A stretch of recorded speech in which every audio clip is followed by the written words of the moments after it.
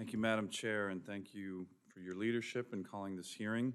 I'd like to welcome Dr. Spinrad, Rear Admiral Hahn, and I'm looking forward to discussing NOAA's opportunities and challenges as we can work together to ensure that your agency's important work is equipped with the resources, support, guidance needed to fulfill your responsibilities, particularly since the passage of the Bipartisan Infrastructure Law and the Inflation Reduction Act.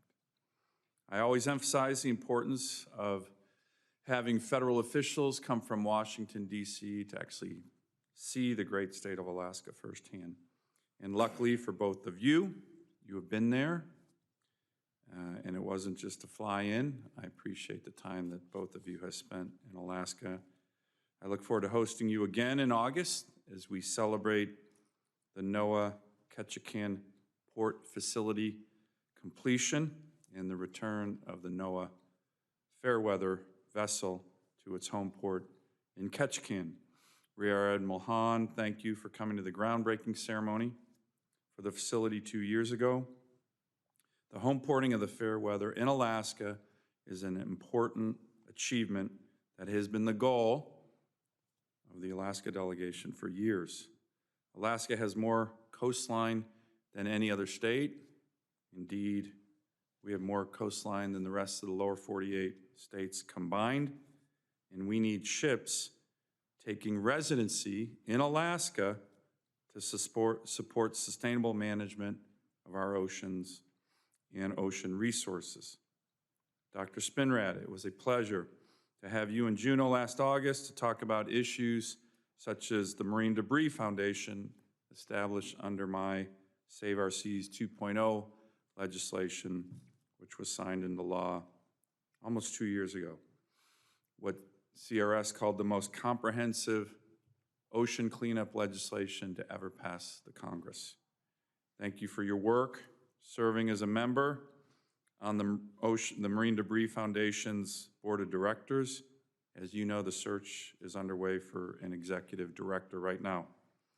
Once this position is filled, the foundation can vote on a home for its headquarters.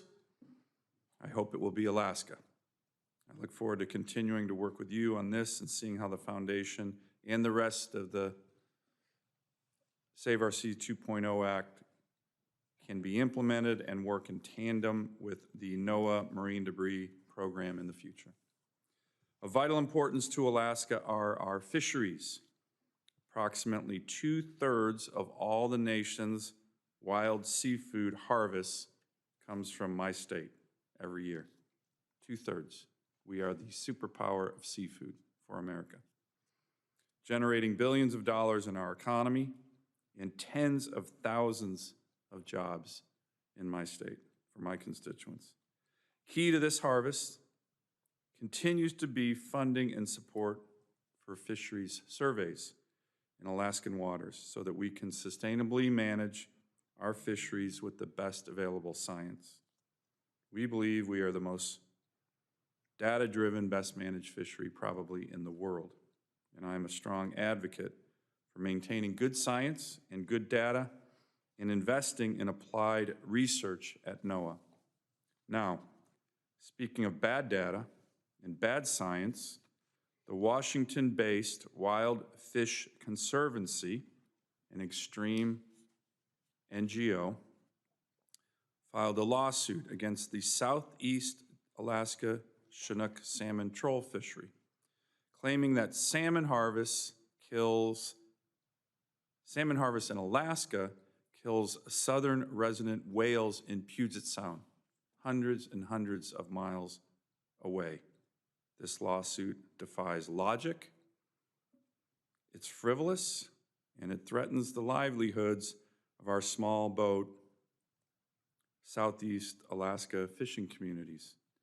Congress has allocated millions of dollars for hatchery-based prey increase programs to increase food sources to Puget Sound orcas and mitigate any potential impacts from our fisheries, whose harvest limits are carefully set, as you know, by the Pacific Salmon Treaty.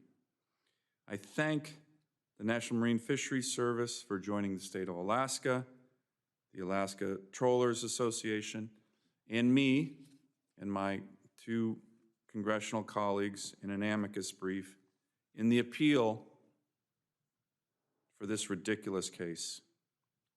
I'm glad the Ninth Circuit sided with us, and we have the people of Southeast actually fishing this summer, which was, as you know, very much in doubt. I urge NMFS to continue to fight this in court with us, and in tandem, carefully and quickly revise the 2019 biological opinion from which this lawsuit first gained traction based on technical errors as soon as possible so that fishermen can continue to fish uninterrupted. Speaking of NMFS, just yesterday, the Alaska delegation sent a letter to Janet Coit concerning the designation of the southern Southeast Alaska harbor porpoise as a stock of concern under the Marine Mammal Protection Act. This designation is not based on sound science and puts Southeast Alaska fisheries also at risk.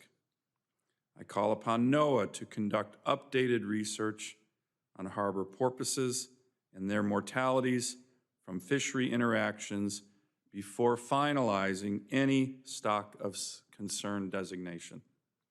Additionally, the NOAA National Weather Service provides an essential service that we all use in our everyday lives. We thank you for that great work.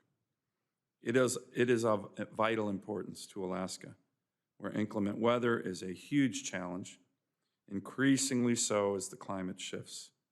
Alaska experienced 7 severe weather-related federal disasters in 2022 alone.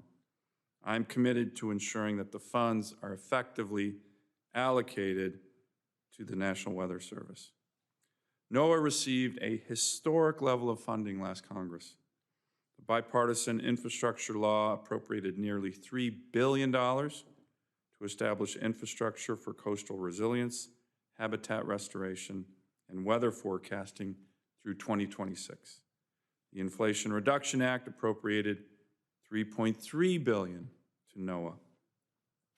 It is my goal and the goal of this committee, in terms of our oversight capacity, to ensure that these funds are being appropriately allocated to ensure effective implementation of these initiatives, and importantly, to make sure NOAA stays focused on its core mission, which is data and stock surveys. As we have discussed, Dr. Spinrad, there has been disappointment in the last few years on the lack of surveys, which are so critical to effective management of our fisheries. And I know that there's been some claims about staff shortages, but that should not keep us from doing the job that NOAA does on surveys. Another issue of great importance to me is the increased variability we are seeing in salmon returns across Alaska. Some areas we're seeing record returns with different salmon species. Some areas we're seeing historically poor, dramatic decrease in returns.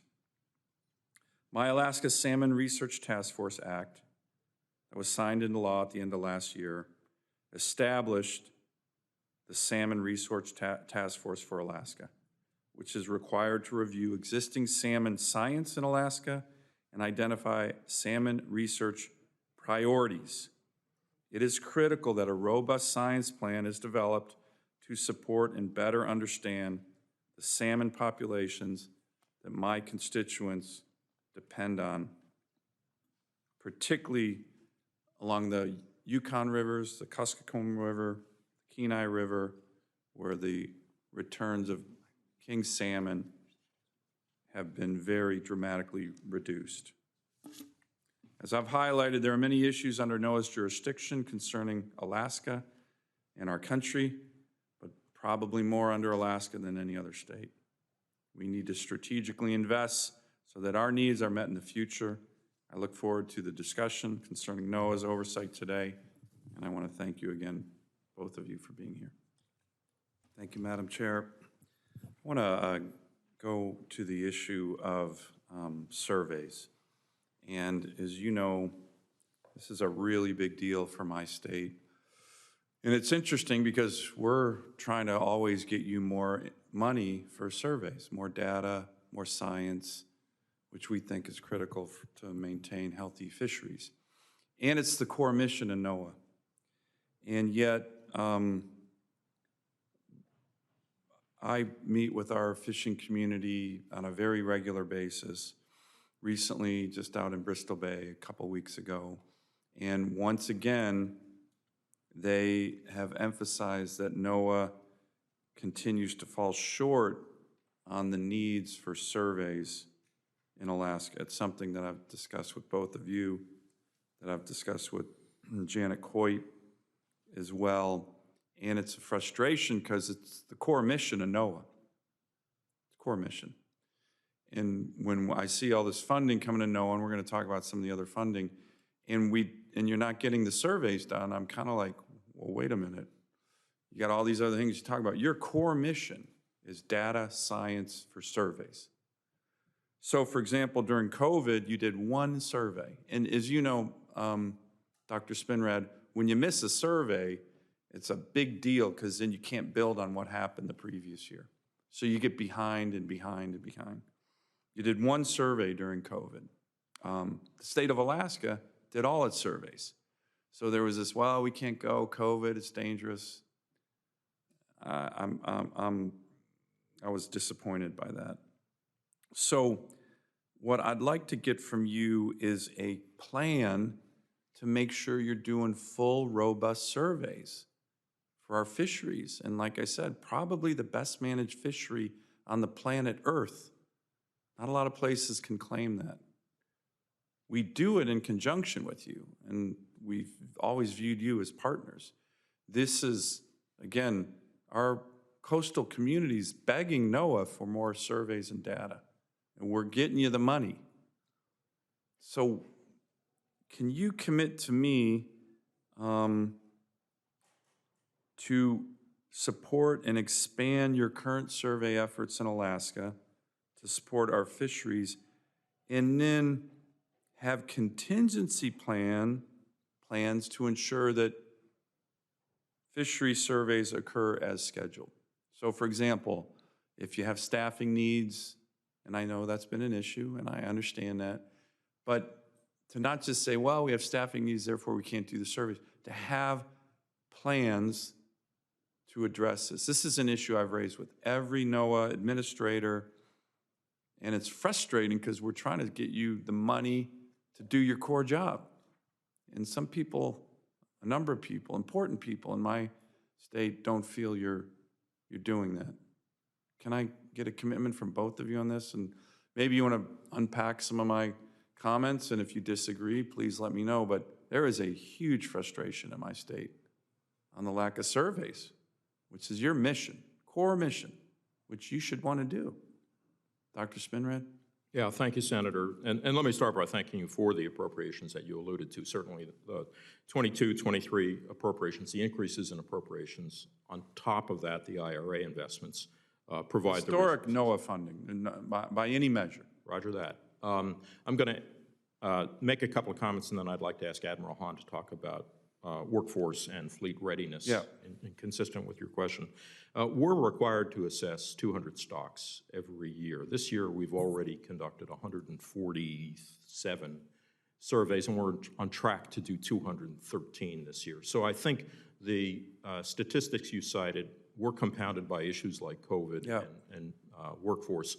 I'm confident that we're on a much better track now than we were in years past. And I would like to come back to you and talk in more detail about I would appreciate that, a plan.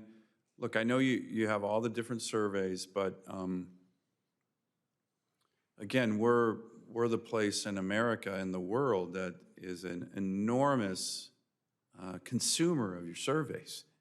We need them. The councils need them. The councils make huge decisions based on your surveys. And when they don't have the data, you know, they have this precautionary principle that would then shrink and limit the decisions that they make, because we want sustainable fisheries, so that's the right thing to do. So when we don't have the data, as you know, it kind of rolls downhill into many other ramifications. So I would like to sit down with you and your staff and get some real strong commitments on these surveys. We're getting you the money. Well, now we need you to get out there and do them. And if there's workforce issues or other things that we need to work together to create contingency plans on, well, we're open for doing it. What we're not satisfied with is just the lack of surveys. And again, I heard it again just 3 weeks ago with many of my constituents when I was out in Bristol Bay, which is a really important part of Alaska. Understand and completely agree on the issues of being able to make accurate estimates of what the stock capacity is. Yeah. And also the data are going to serve in our forecast. So when we're looking at longer term projections, not only of what stocks are, but as you know, where they're going, where the Alaska pollock going, for example, that kind of thing. The other thing I would just add before throwing it over to the Admiral is that we are looking at supplementing our capabilities using things like autonomous systems. That shows great promise, because at the end of the day, there's a limit to how much we can do and what we can do with our large vessels. If we can supplement that with uncrewed systems and get even more data, that's even better. With your concurrence, I'd like to ask Admiral Hahn to comment on some of the other Admiral? issues. Yeah, Senator, thank you for the appropriations. It is making a difference, and I'd like to touch on it in 4 key areas. So first, you mentioned staffing. It's a reality. It's not an excuse. There's never been a wider gap in the maritime workforce internationally, and that certainly plays to us, a 9% gap, which is up 2 times from last year. But with the appropriations, we are making strides. We're looking at retention, we're looking at hiring, and we're looking at retention at the same time. In hiring, we've hired nearly 100 mariners, which is the most we've ever hired in a fiscal year, and we're on track for our goal of 120. That's great, but not if we don't fix attrition. Attrition, we are down to 13% attrition. It was 23% this time last year, and the industry average is 25%. So we're tackling this from both ends. The appropriation is allowing us to grant retention bonuses, recruitment bonuses. We've improved our VSAT on the ship, which improves quality of life and the transmission of science data. Second, as Dr. Spinrad mentioned, we are leaning into uncrewed systems. So getting the ship out there is one thing, but we need to make sure we maximize every day at sea.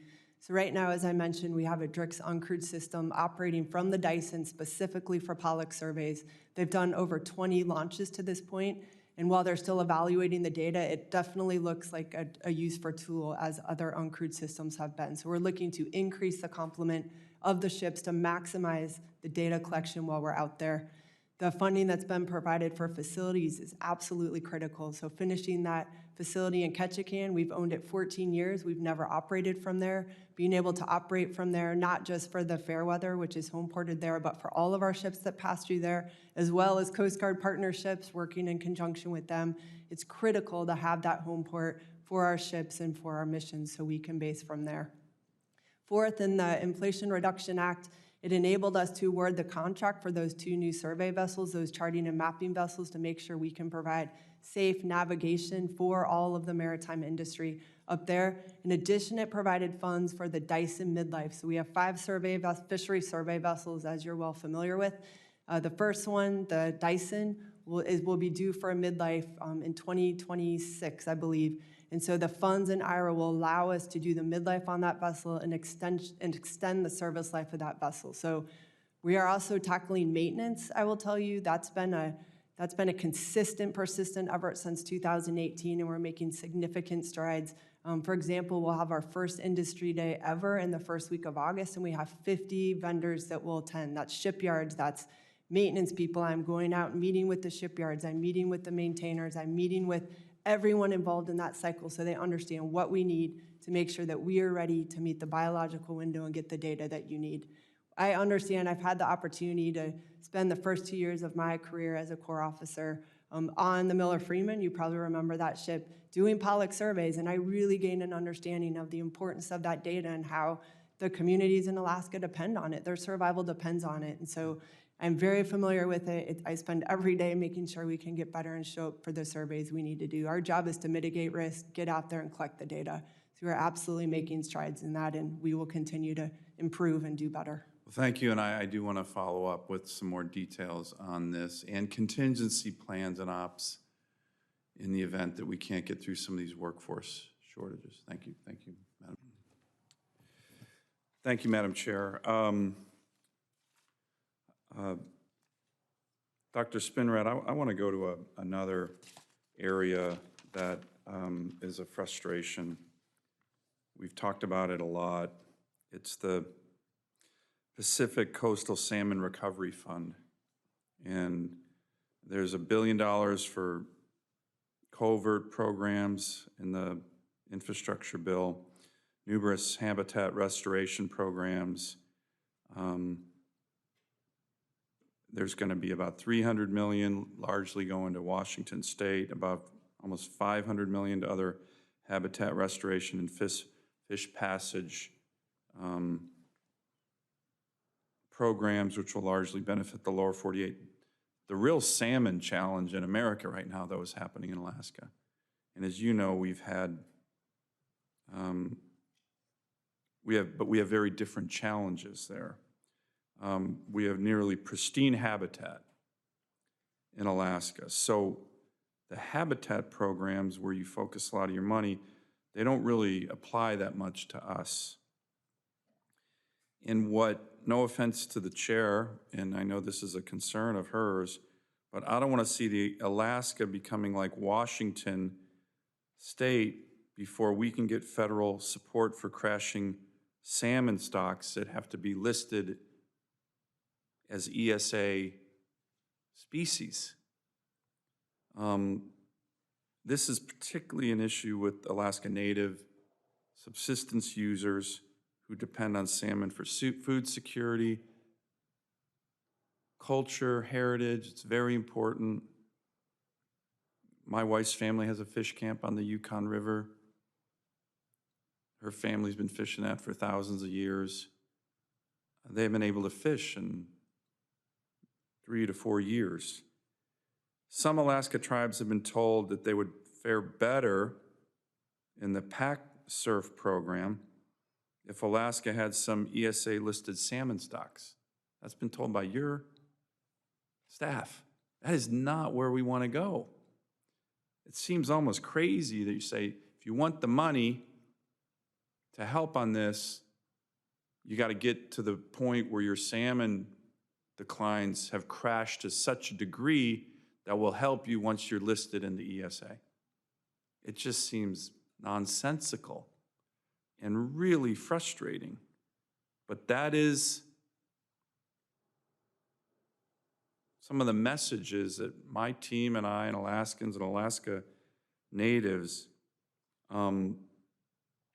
are hearing from NOAA on this really important issue. I already talked about my salmon recovery research task force that passed. But bottom line, habitat restoration is certainly one element of healthy salmon stocks, but there's many other elements affecting Pacific salmon populations. Prey quality, ocean warming, pollution, bycatch, many things that are going out in the big ocean, not in terms of habitat. So will you commit to taking steps to revise the current funding priorities under the PAC-SURF program, which were independently established by NOAA, not mandated by Congress, to emphasize research and monitoring of declining populations as a top priority? Because right now, tribes in Alaska have been told that research and monitoring is not priority 1 category of PAC-SURF funding priorities, which again seems to me crazy. We have a big challenge. We do not want to end up like the lower 48, and no offense, Washington State.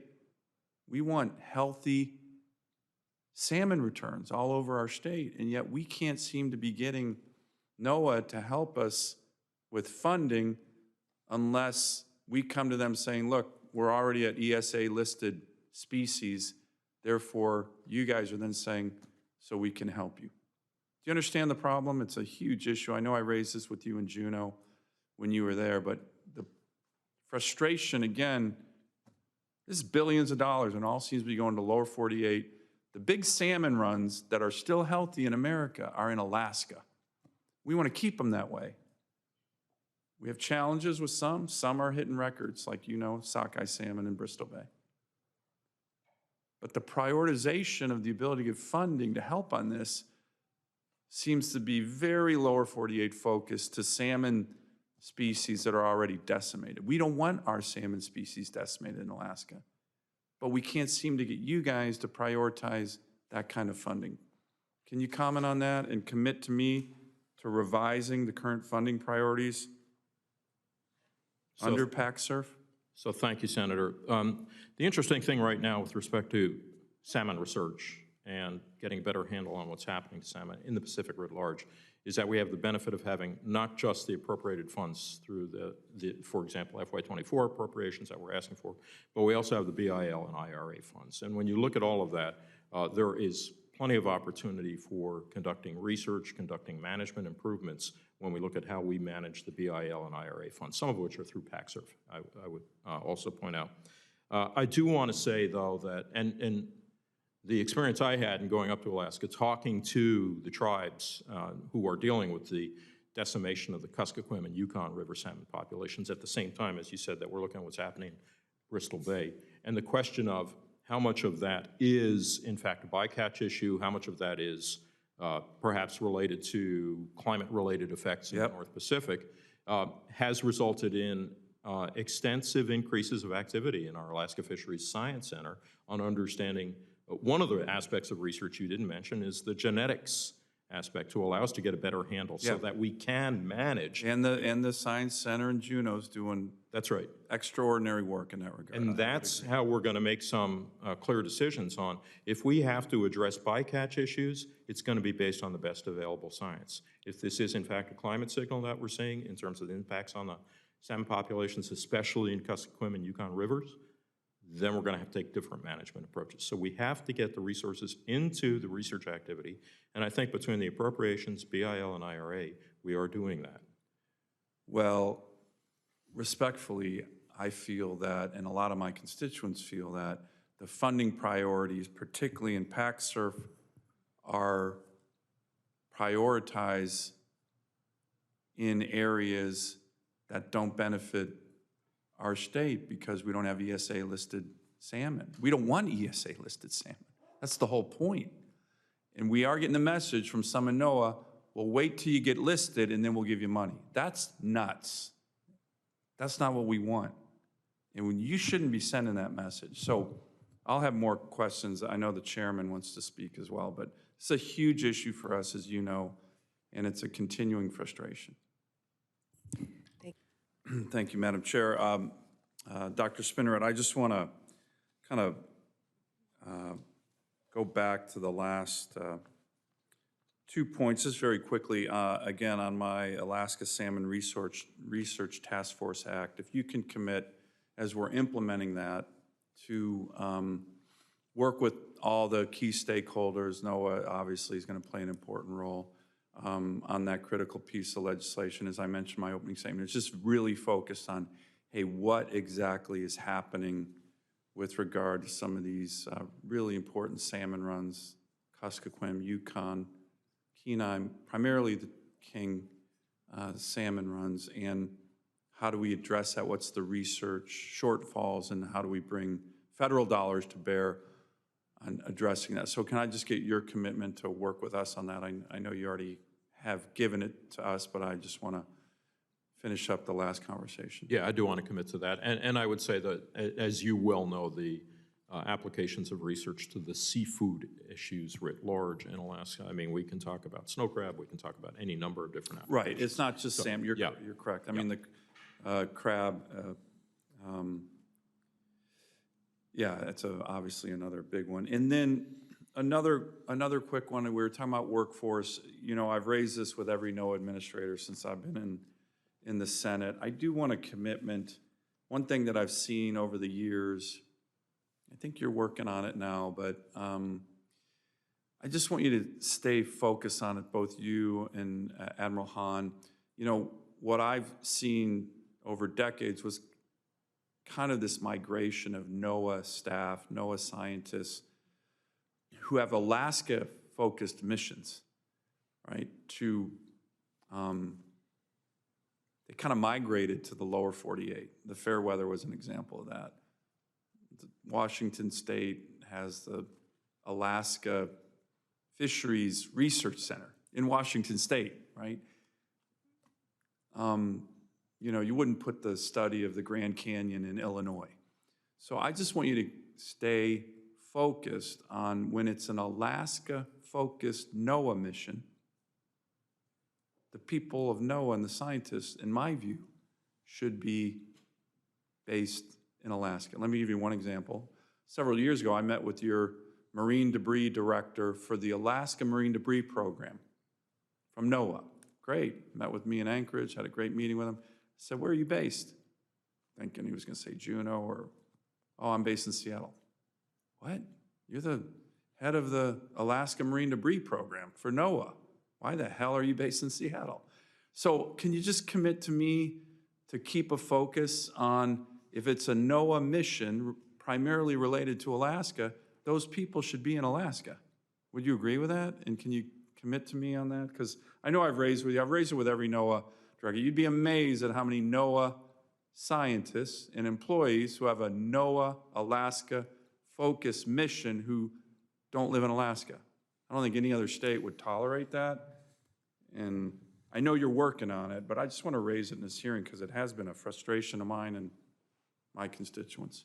Thank you, Senator. I would have been surprised if we didn't have this discussion in this hearing, so thank you for bringing it up.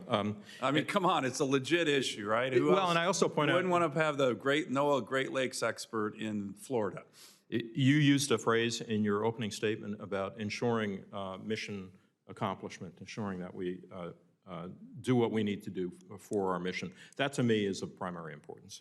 And then the second issue is how, where, when we do that, with what workforce. Having said that, though, as you and I shared when I visited Alaska last summer, specifically in Nome, for example, where I had the opportunity to talk with folks who were relying on the Weather Service for their forecast, and we realized there was a staffing issue there. And in fact, one person shared with me that a problem that we're having in the Weather Service in Alaska is that people get trained up in the lower 48 and come up, and after some period of time decide they want to go back to the lower 48. And so the head of the Weather Service, Ken Graham, is taking a real strong forward-leaning approach on that, saying, well, why are we doing that? Why aren't we training in place, as it were? And so we now have a program we've started, and I look forward to briefing you on this. We're working with the community college structure, which fortunately is done through the University of Alaska structure, so it's kind of one-stop shopping, where we can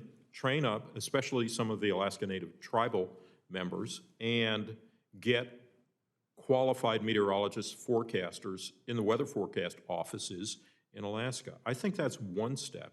We talked about the home porting, the Fairweather, and the Ketchikan port. That's another step towards workforce.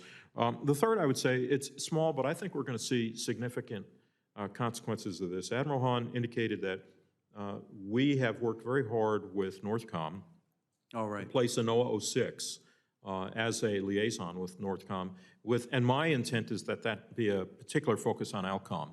And I think between our regional coordinator in Alaska with a NOAA 06 in Northcom, we'll start seeing a lot of other opportunities, especially with emphasis on all of the Arctic activities that we can expect to emerge soon. So hold this space available. I think you and I may have a different conversation here in a year or two about that aspect. I serve on the Armed Services Committee, and if there's any issues with ALCOM on that 06 being placed at ALCOM, because Northcom's in Colorado, but ALCOM's in Alaska. So if there's any issues, let me know, because I think that's a great idea, and I appreciate your innovative thinking on that. Thank you. And if I may add, Senator, I know this was an issue you discussed at the Coast Guard hearing last week with Admiral Fagan, and it's definitely an issue that I'm paying attention to, but with the completion of the Ketchikan facility, which is an exceptional opportunity for us, the Fairweather does have the largest complement of NOAA Corps officers and professional mariners on that ship. So one thing I'm concerned about— And they're going to be home ported in Ketchikan. Yes, sir. And one thing that we love it. It's great.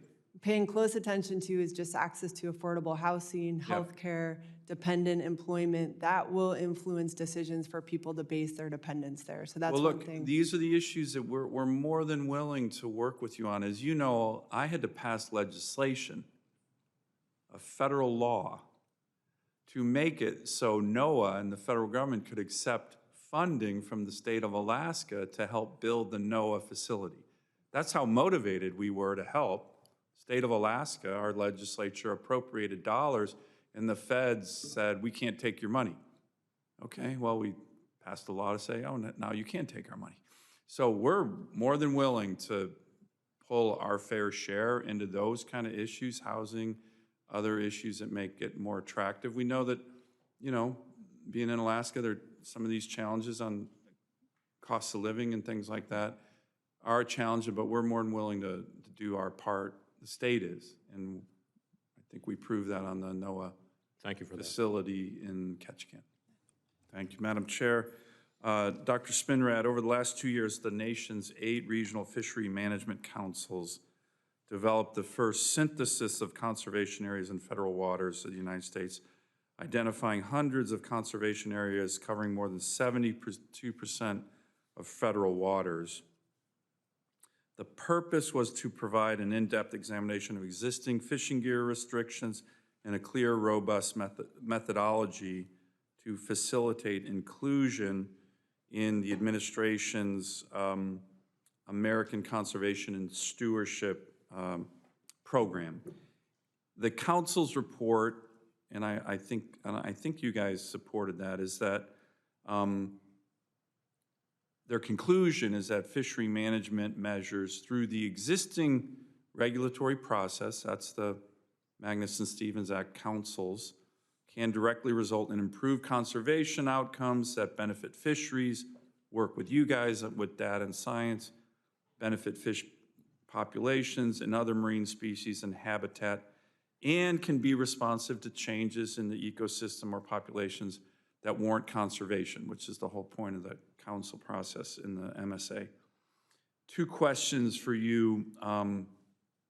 Is NOAA still focused on these councils and the work that you do with them, critical work you do, as the primary tool on these conservation approaches, or is NOAA changing its views of other tools to accomplish more targeted protections that can be supported by both science and local and regional stakeholders?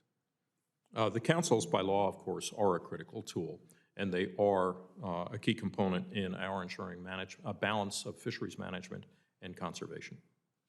Let me ask, you know, I've talked to you, the Secretary of Commerce, Janet Coit, Admiral Hahn, you know, on making sure that if there's any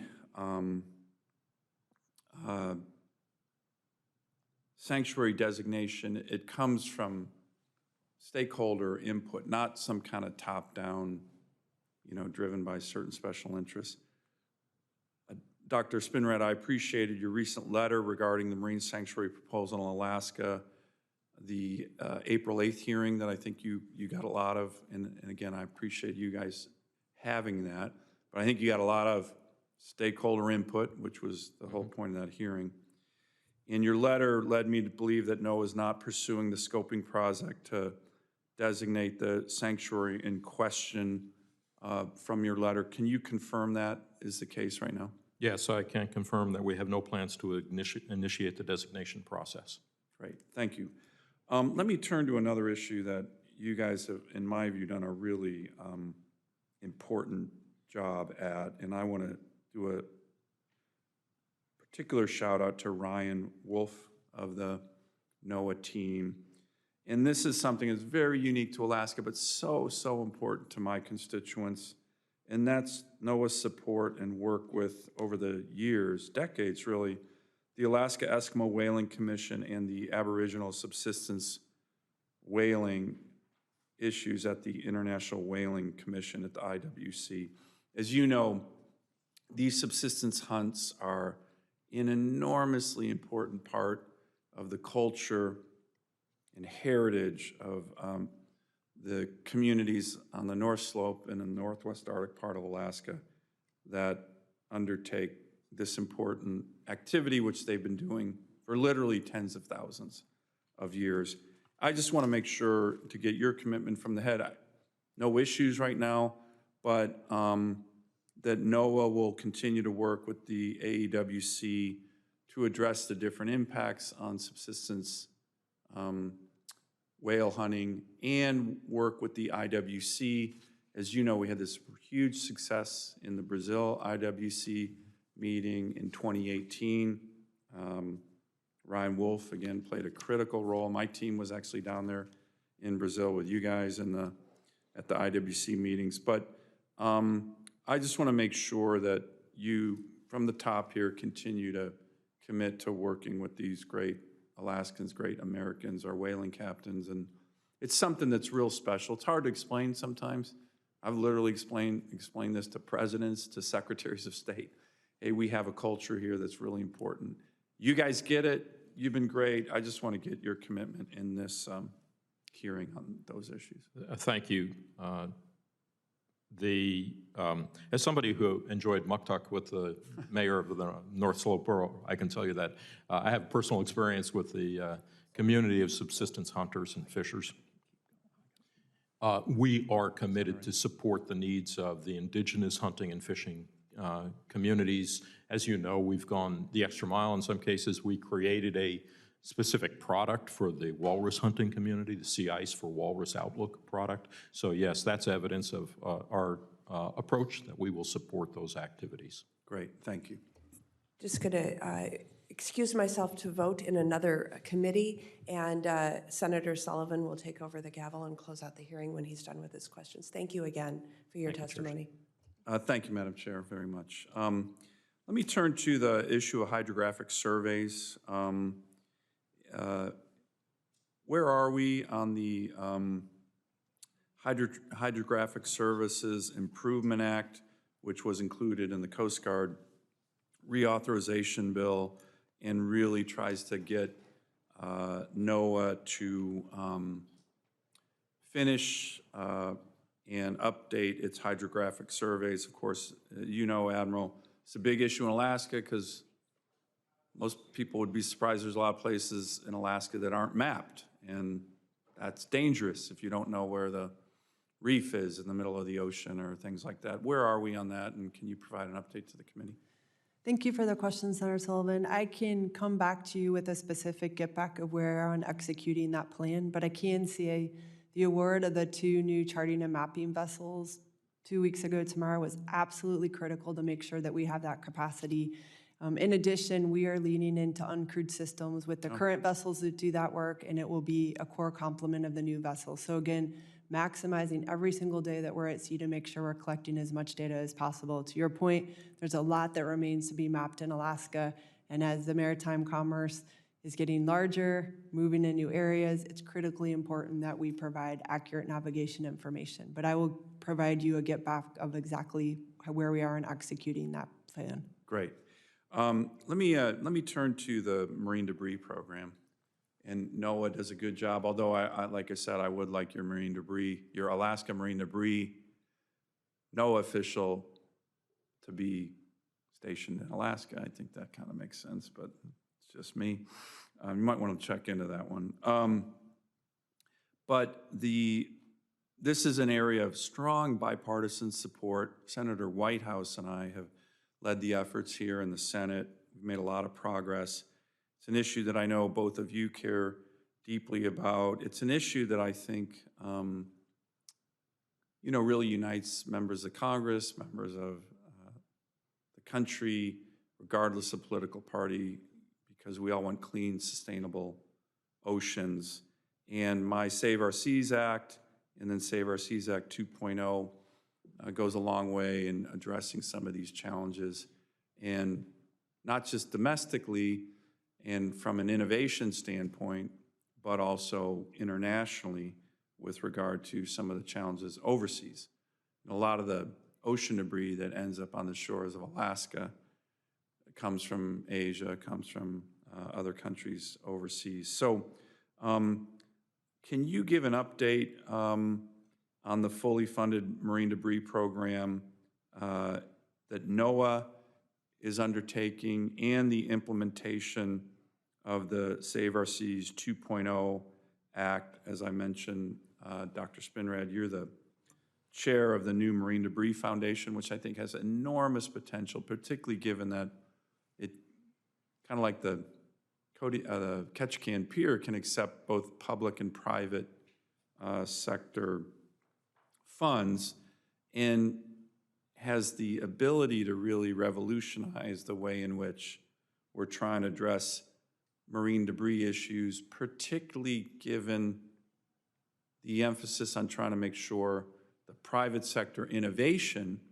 that is so critical, in my view, to cleaning up our oceans is viewed as a key part of that foundation and the solution. And so I'd just like an update on where you think we are on the Save Our Seas 2.0 Act implementation and the Marine Debris Foundation. Yeah, thank you, Senator, for that. And thank you for the work that you've done in this area with Senator Whitehouse, the leadership you've shown. Save Our Seas and Save Our Seas 2.0 are seminal pieces of legislation to address a truly insidious problem. And I think one of the most important things that those pieces of legislation have done collectively is elevate the visibility of this problem to a broader community, and also kind of call to task some of the responsible parties who are contributing and have contributed to the problem. So in a general sense, the activity associated with, in the marine debris program, is consistent with all the objectives in Save Our Seas and Save Our Seas 2.0. One minor point of clarification, the Marine Debris Foundation is actually chaired by Ginny Eckert, the Sea Grant Director from state of Alaska. You're correct. I apologize. But I do serve in an ex officio capacity, voting ex officio capacity, as you well know, and am currently serving as the chair of the search committee for the executive director. And we're right in the middle of it. Pardon me? How's that going? We're going to be starting interviews for candidates. We got over 200 expressions of interest or applications. So, yeah, a lot of folks out there very interested in that. That's incredible. It is incredible. I haven't had a chance to see the full portfolio, but we're using a hiring firm to do the down select for us. We've got a great committee, search committee, and we should be able to do final interviews, I would hope, sometime in September, and have somebody on board shortly after that. Fantastic. The other thing I want to report out is the foundation is up and running, doing its thing. Thanks to the Department of State, we have some nominal resources that we can use for issuing grants, small grants for activities.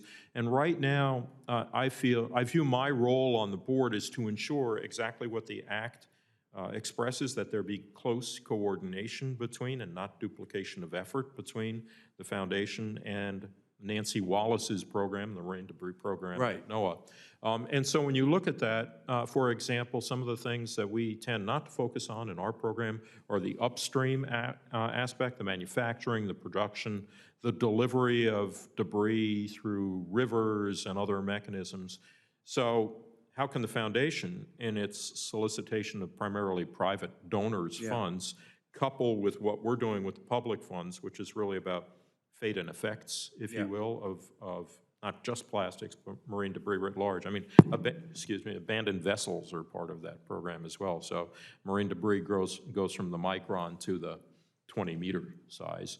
And make sure that we have a much more comprehensive view to limiting the delivery of marine debris into the ocean and then removing the debris once it's there. And right now, it's early. The other part of what the foundation is doing is addressing a fundraising strategy. So we have both a grant-making and a fundraising strategy that we are developing. And I'm confident, thanks to the leadership of Ginny Eckert, we're making great progress in being able to establish the foundation as a very effective complement to what we're doing in NOAA's Marine Debris Program. No, I think it's a great initiative that has enormous potential, and I appreciate your continued focus on it, so thanks. Thank you. Let me ask just two final questions, two final topics. One is the topic of IUU fishing. So this is illegal, unreported, unregulated fishing. And this is a topic that I think we all care about. NOAA's been very involved with it. I have a new bill that I introduced with Senator Whitehouse that we're trying to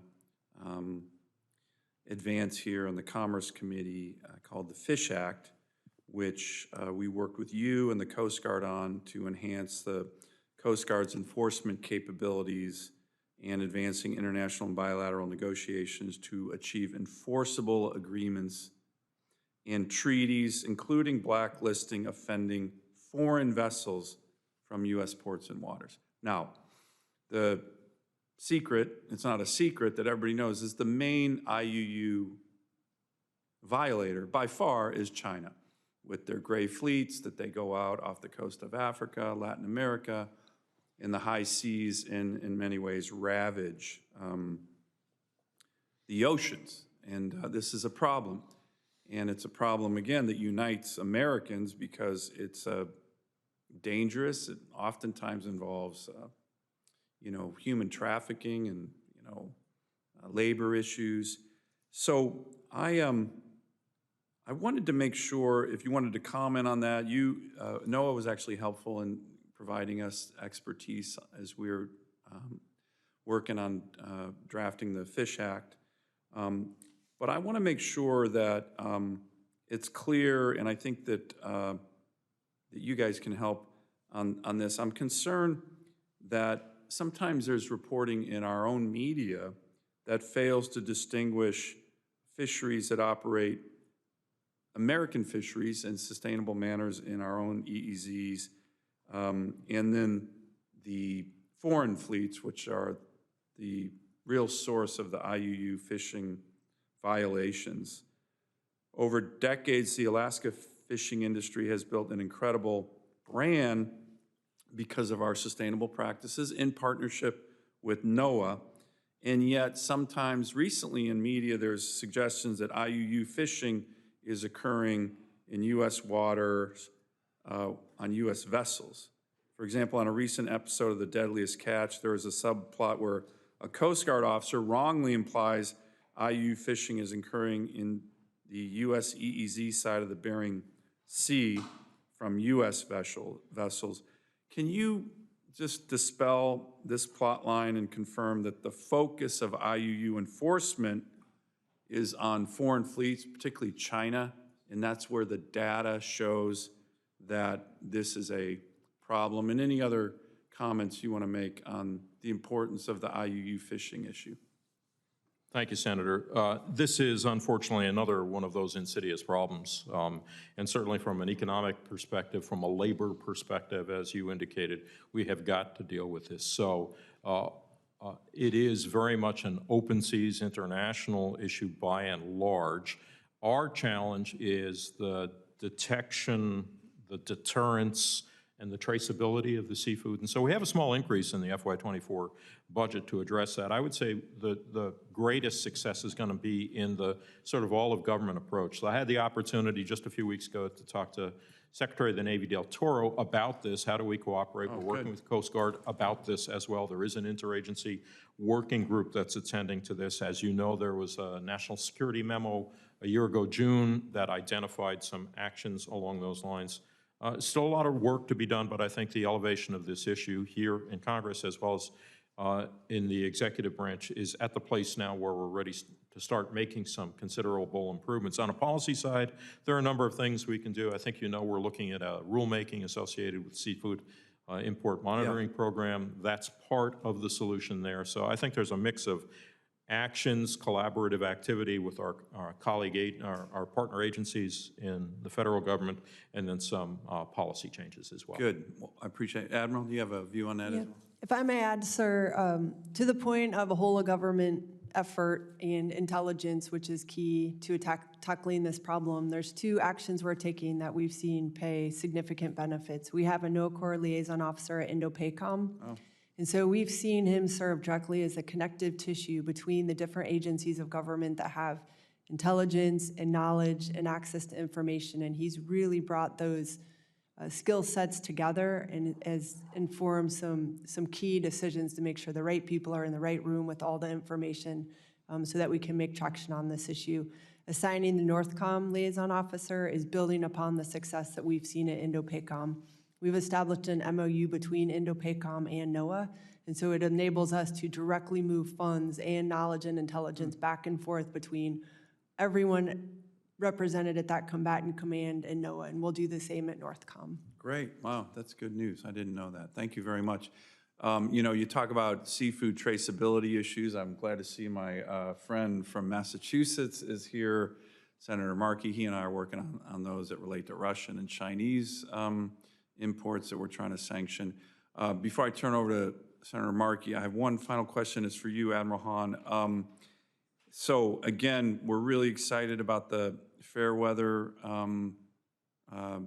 collaboration that we did. We have this beautiful new functional port facility. Of course, we're going to need a ship to utilize it. So 2 quick questions on that. I plan on being out at the ribbon cutting. I hope you and maybe both of you can make it. What is your time frame and plan to recapitalize the Fairweather? We wouldn't want this beautiful facility that you, the federal government, and the state of Alaska paid for without our ship and the great men and women of NOAA to be home ported there.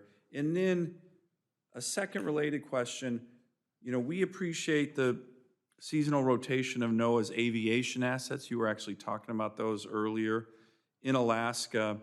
Given our Arctic interests, the harsh weather, year-round fisheries, and remote locations such as the Bering Sea, the aviation assets can be really, really important.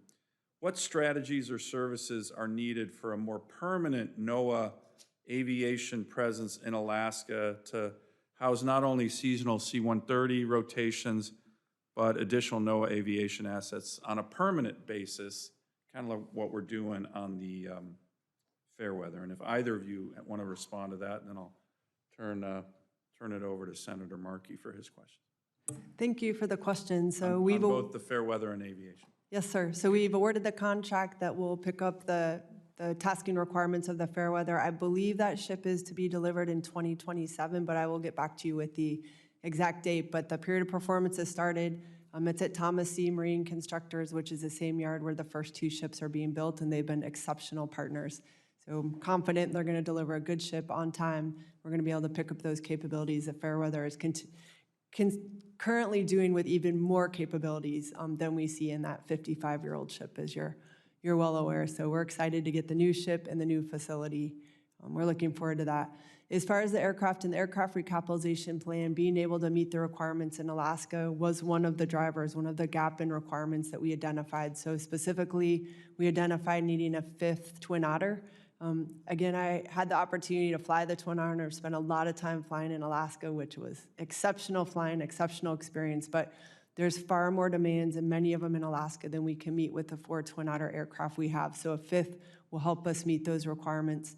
You also mentioned the C-130s, so if we can recapitalize beyond the 2 C-130s right now, we would definitely look to expand our ability to meet requirements in Alaska. And are you looking at any plans, or I'd like to discuss maybe, you know, with our staffs, any plans for permanent aviation presence in Alaska?